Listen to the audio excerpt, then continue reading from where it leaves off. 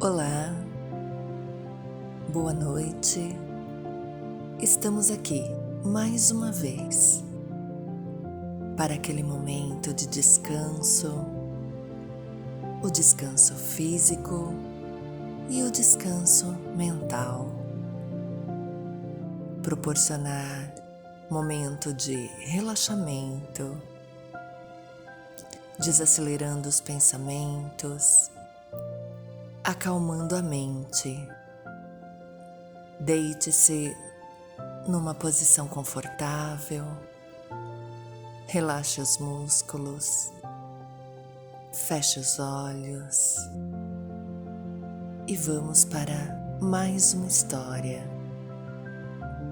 mais um momento de pensar leve, de ouvir com o coração. A história de hoje é uma reflexão. O peixinho vermelho. Boa noite, relaxe e se envolva nessa linda história. A lenda egípcia do peixinho vermelho. No centro de formoso jardim havia grande lago adornado de ladrilhos azul turquesa. Alimentado por diminuto canal de pedra, escoava suas águas do outro lado através de grade muito estreita. Nesse reduto acolhedor vivia toda uma comunidade de peixes a se refestelarem, nédios e satisfeitos em complicadas locas, frescas e sombrias. Elegeram um dos concidadãos de Barbatanas para os encargos de rei e ali viviam, plenamente despreocupados entre a gula e a preguiça. Junto deles, porém, havia um peixinho vermelho, menosprezado de todos. Não conseguia pescar a mais leve larva, nem refugiar-se nos nichos barrentos. Os outros, vorazes e gordalhudos, arrebatavam para si todas as formas larvárias e ocupavam, displicentes, todos os lugares consagrados ao descanso. O peixinho vermelho que nadasse e sofresse. Por isso mesmo, era visto em correria constante, perseguido pela canícula ou atormentado de fome. Não encontrando pouso no vastíssimo domicílio, o pobrezinho não dispunha de tempo para muito lazer e começou a estudar com bastante interesse. Fez o inventário de todos os ladrilhos que enfeitavam as bordas do poço, arrolou todos os buracos nele existentes e sabia com precisão onde se reuniria maior massa de lama por ocasião de aguaceiros. Depois de muito tempo, a custas de longas perquirições, encontrou a grade do escoadouro. À frente da imprevista oportunidade de aventura benéfica, refletiu consigo: não será melhor pesquisar a vida e conhecer outros rumos? Optou pela mudança. Apesar de macérrimo pela obstenção completa de qualquer conforto, perdeu várias escamas com grande sofrimento, a fim de atravessar a passagem estreitíssima. Pronunciando votos renovadores, avançou otimista pelo rego d'água, encantado com as novas paisagens ricas de flores e sol que o defrontavam, e seguiu, embriagado de esperança. Em breve, alcançou o grande rio e fez inúmeros conhecimentos. Encontrou peixes de muitas famílias diferentes que com ele simpatizaram instruindo-o quanto aos percalços da marcha e descortinando-lhe mais fácil roteiro. Embevecido, contemplou nas margens homens e animais, embarcações e pontes, palácios e veículos, cabanas e arvoredo. Habituado com o pouco, vivia com extrema simplicidade, jamais perdendo a leveza e a agilidade natural. Conseguiu desse modo atingir o oceano, ébrio de novidade e sedento de estudo. De início, porém, fascinado pela paixão de observar, aproximou-se de uma baleia para quem toda a água do lago em que vivera não seria mais que diminuta ração. Impressionado com o espetáculo, abeirou-se dela mais que devia e foi tragado com os elementos que lhe constituíam a primeira refeição diária. Em apuros, o peixinho aflito orou a Deus dos peixes, rogando proteção no bojo do monstro, e não obstante as trevas em que pedia salvamento, sua prece foi ouvida, porque o valente cetáceo começou a soluçar e vomitou, restituindo-o às correntes marinhas. O pequeno viajante, agradecido e feliz, procurou companhias simpáticas e aprendeu a evitar os perigos e tentações.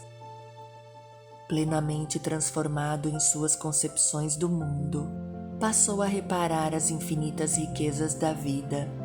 Encontrou plantas luminosas, animais estranhos, estrelas móveis e flores diferentes no seio das águas. Sobretudo, descobriu a existência de muitos peixinhos, estudiosos e delgados, tanto quanto ele, junto dos quais se sentia maravilhosamente feliz. Vivia agora, sorridente e calmo, no palácio de coral que elegera, com centenas de amigos, para a residência ditosa, quando, ao se referir ao seu começo laborioso, veio a saber que somente no mar as criaturas aquáticas dispunham de mais sólida garantia, de vez que, quando o estio se fizesse mais arrasador, as águas de outra altitude continuariam a correr para o oceano. O peixinho pensou, e sentindo imensa compaixão daqueles com quem convivera na infância, deliberou consagrar-se à obra do progresso e salvação deles. Não seria justo regressar e anunciar-lhes a verdade? Não seria nobre ampará-los, prestando-lhes a tempo valiosas informações? Não hesitou. Fortalecido pela generosidade de irmãos benfeitores que com ele viviam no palácio de coral, empreendeu comprida viagem de volta. Tornou ao rio, do rio dirigiu-se aos regatos, e dos regatos se encaminhou para os canaizinhos que o conduziram ao primitivo lar. Esbelto e satisfeito como sempre pela vida de estudo e serviço a que se devotava, varou a grade e procurou, ansiosamente, os velhos companheiros. Estimulado pela proeza de amor que efetuava, supôs que o seu regresso causasse surpresa e entusiasmo gerais. Certo, a coletividade inteira lhe celebraria o feito, mas depressa verificou que ninguém se mexia. Todos os peixes continuavam pesados e ociosos, repimpados nos mesmos ninhos lodacentos, protegidos por flores de lótus, de onde saíam apenas para disputar larvas, moscas ou minhocas desprezíveis. Gritou que voltara a casa, mas não houve quem lhe prestasse atenção, porquanto ninguém ali havia dado pela ausência dele. Ridicularizado, procurou então o rei de Guelras, enormes, e comunicou-lhe a reveladora aventura. O soberano, algo entorpecido pela mania de grandeza, reuniu o povo e permitiu que o mensageiro se explicasse. O benfeitor desprezado, valendo-se do ensejo, esclareceu com ênfase que havia outro mundo líquido, glorioso e sem fim. Aquele poço era uma insignificância que podia desaparecer de momento para outro. Além do escoadouro próximo, desdobravam-se outra vida e outra experiência. Lá fora, corriam regatos ornados de flores, rios caudalosos repletos de seres diferentes e, por fim, o mar, onde a vida aparece cada vez mais rica e mais surpreendente.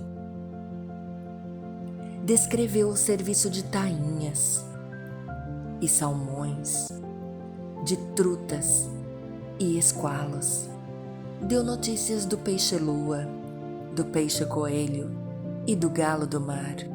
Contou que vira o céu repleto de astros sublimes e que descobrira árvores gigantescas, barcos imensos, cidades praieiras, monstros terríveis, jardins submersos, estrelas do oceano, e ofereceu-se para conduzi-los ao palácio de coral, onde viveriam todos, prósperos e tranquilos. Finalmente, os informou de que semelhante felicidade, porém, tinha igualmente seu preço.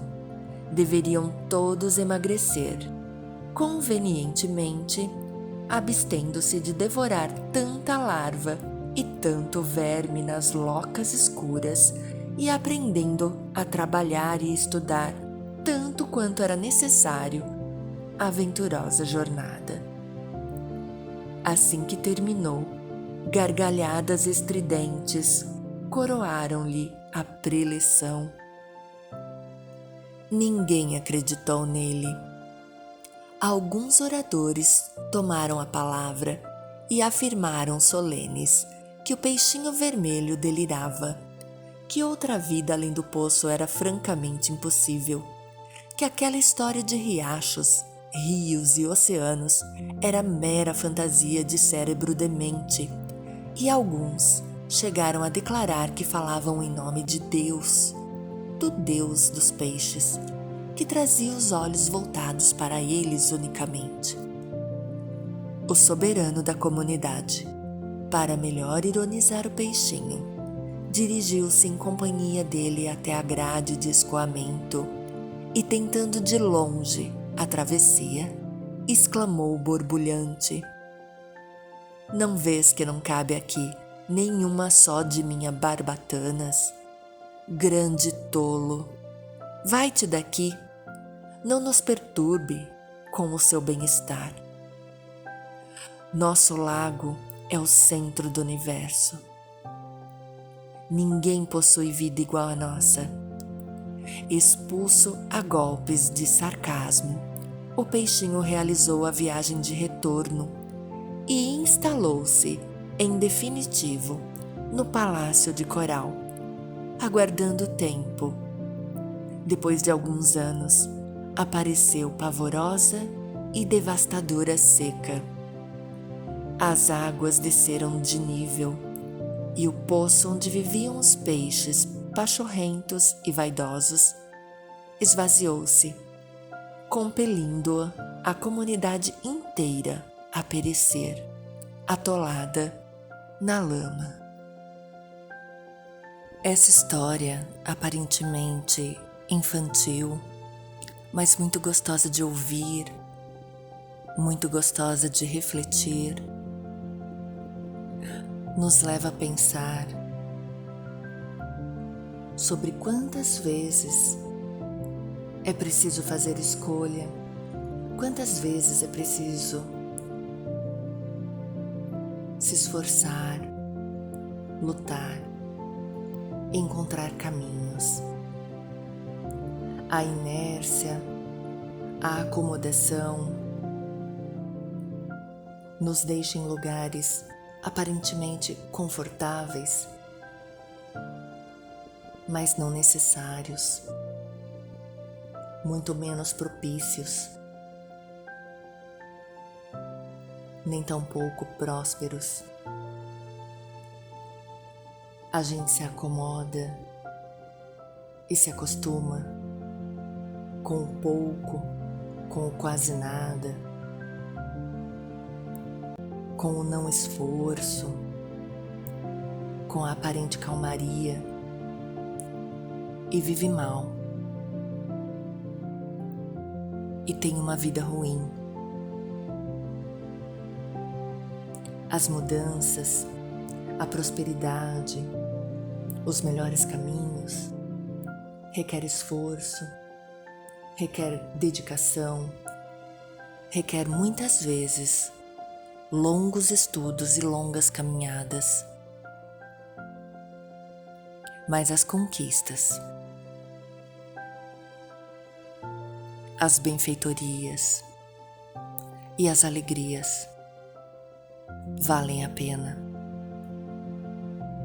Porque é só através do nosso trabalho, do nosso esforço, da nossa dedicação, é que se conquista prosperidades, farturas, felicidade. Se entregar na calmaria, na acomodação, de lugares impróprios, com pessoas inadequadas, com escassez, por medo de sofrer, por medo do desconhecido, faz com que perdamos as oportunidades de sermos melhores e de sermos felizes. A vida é conquista, a vida é luta, a vida é fé. Durante toda essa caminhada, toda essa luta, toda essa resiliência, vai ter outras escolhas e mais escolhas, até que você conquiste a dignidade de um espaço, de uma felicidade, de uma paz, de uma comunhão, de uma integridade. A vida é luta, a vida é conquista, a vida é barreira, mas lá no final você vai ver que tudo valeu a pena, porque você acreditou, porque você teve fé. E isso te faz melhor, isso te faz mais humano, isso te faz simples, como o peixinho vermelho, que quis dividir sua felicidade com o seu grupo, seu antigo grupo.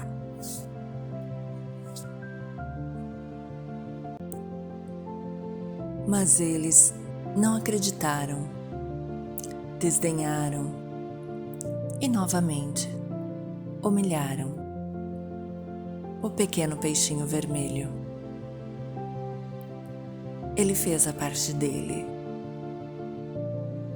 Ele fez o que ele podia.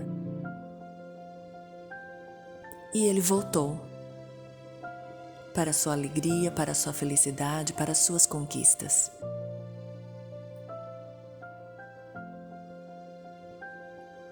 E é isso. O mundo é feito de escolhas e cada qual faz as suas escolhas. Sejamos todos felizes. Tenham uma boa noite. Descansem. Fiquem em paz.